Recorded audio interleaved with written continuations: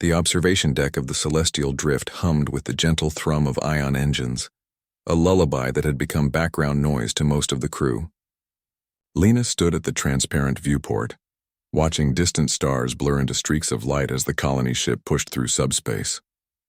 She'd been awake for 16 hours straight, her shift in the hydroponics bay bleeding into emergency repairs in Section 7, but sleep felt like a luxury she couldn't afford. Behind her, a high-pitched whimper cut through the ambient noise. Lena turned to find Rookie, a young Valkyrian cub barely past his first molt, sitting on the floor with his paws pressed against his mouth. The Valkyrian were a feline-adjacent species, bipedal with lustrous amber fur and eyes that reflected light like polished gemstones. Rookie's emerald eyes were currently brimming with tears. "Hey, little one," Lena said softly, kneeling beside him. "What's wrong?" Rookie's paws slowly dropped away, revealing a gap in his front teeth. A tiny pearl-like fang rested in his palm, still streaked with violet blood. His whiskers trembled as he spoke in broken galactic common. "Tooth, gone. It hurt and now it gone." Lena's expression softened.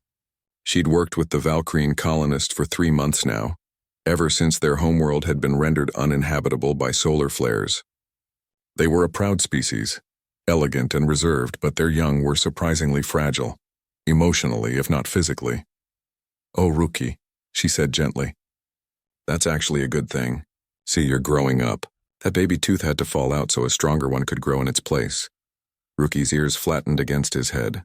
"But it hurt. And Mama says I can't eat crystal root for 3 days."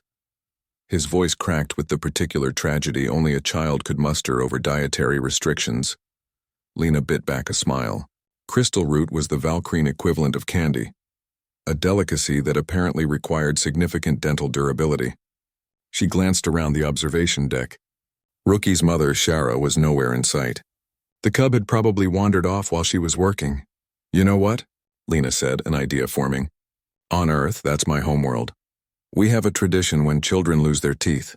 Rookie's ears perked up slightly. "Tradition?" "Mm-hmm. We have something called the Tooth Fairy." Lena kept her voice conspiratorial, drawing him in. "When a child loses a tooth, they place it under their pillow before they sleep. And while they're dreaming, the Tooth Fairy comes and leaves a gift in exchange for the tooth." The cub's eyes widened. Tears forgotten. "A gift? What kind of gift?"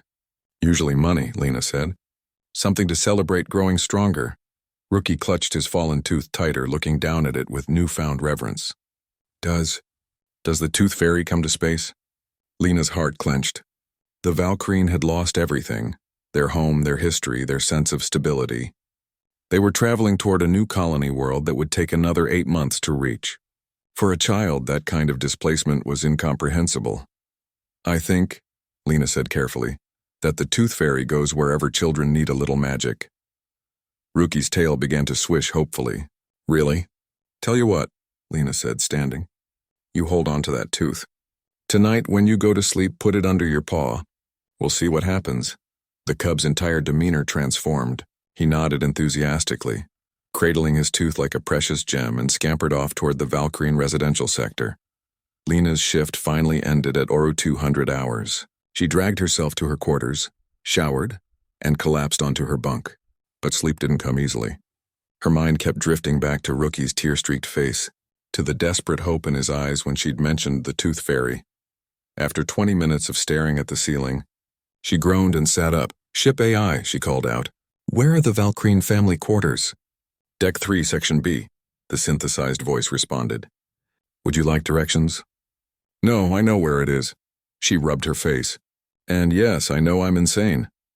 I have no records of diagnosing crew members with psychiatric conditions," the AI replied blandly. Lena snorted and pulled on her jumpsuit.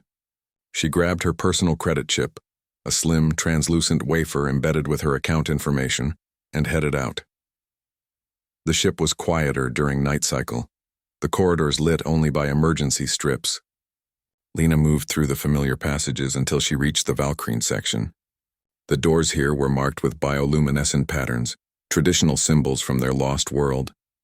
Finding Rookie's family quarters required more stealth than she'd anticipated. She accessed the deck manifest from a wall panel, cross-referenced family units, and finally identified the right door. Now came the hard part. Lena pressed the door override, something only senior crew could do, and prayed the family was deeply asleep. The door whispered open.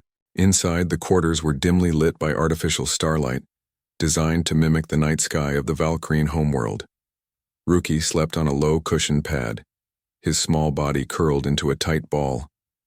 One paw was tucked beneath his head, and there, barely visible, was the tiny tooth resting underneath. Lena's breath caught. The trust implicit in this act, a child believing in magic, struck her harder than she'd expected. She crept forward, moving with exaggerated care. Her hands trembled slightly as she reached down and gently slid the tooth out from under Ruki's paw. In its place, she left her credit chip. It was worth 2 weeks' salary. She'd figure out the finances later. Ruki stirred, murmuring something in his native language. Lena froze, heart hammering, but the cub simply adjusted his position and continued sleeping. She backed out of the quarters and let the door seal shut. The next morning, Lena was running diagnostic checks in engineering when she heard the shriek. It echoed through the ship's intercom, a high-pitched, joyful sound that made several crew members jump. Moments later, Ruki came tearing down the corridor, his mother Shara hurrying behind him. "Lena! Lena!" Ruki crashed into her legs, nearly knocking her over. The tooth fairy came. She came to space. He held up the credit chip, which glowed faintly in the overhead lights. Lena crouched down, fighting to keep her expression neutral. "Really, that's amazing, Ruki. Look." He shoved the chip toward her. "It's magic!" "Mama says it has money, real money." "The tooth fairy must be very powerful." Shara approached, her expression unreadable. Her amber eyes met Lena's, and for a moment, the human woman feared she'd been caught. Then Shara inclined her head, a gesture of profound respect among the Valkyrian. "Thank you," she said quietly, in perfect galactic common, for reminding him that wonder still exists. Lena felt her throat tighten. Everyone deserves a little magic sometimes. Ruki was already running off, shouting to anyone who would listen about the tooth fairy's visit. Other Valkyrian cubs gathered around him, their eyes wide with curiosity and envy. "You've started something," Shara observed, a hint of amusement in her voice. Lena watched the cluster of excited cubs. "I guess I have." As she returned to her work, Lena couldn't help but smile. In the vast emptiness of space, traveling between dying worlds and uncertain futures, humanity's strange traditions had found new purpose after all. Hope, like the tooth fairy, went wherever it was needed most.